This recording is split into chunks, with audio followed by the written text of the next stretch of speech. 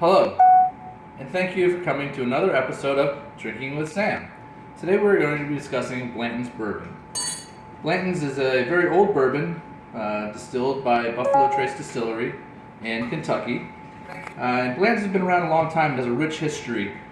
Blanton's came upon a little bit of a decline in sales following World War II when the GIs came back and no longer wanted to drink their grandpappy's bourbon.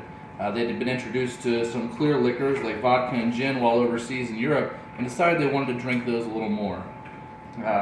So what Mr. Blanton did was, if you can zoom in here, started labeling the bottles as to what barrel they came from. So this bottle came from barrel number 200. It was broke open September 11th, 2015, so that people could buy a bottle, drink it, buy another bottle, and taste it, and taste the difference between the different barrels. What we also did is, if you zoom in here, put a letter on each cork. So if you can actually spell out the word Blanton's, and it has a horse galloping if you put them all in order.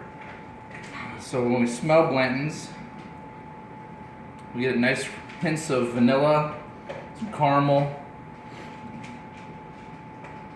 Very fine aged bourbon. It's about $50 a bottle. It's best drank with maybe an ice cube or neat. You can swirl it, smell it, get in the aroma before you taste it. Take a small sip and see what you get. Caramels, butterscotches, caramels, vanillas, maybe a hint of leather from the oak, maybe a dryness.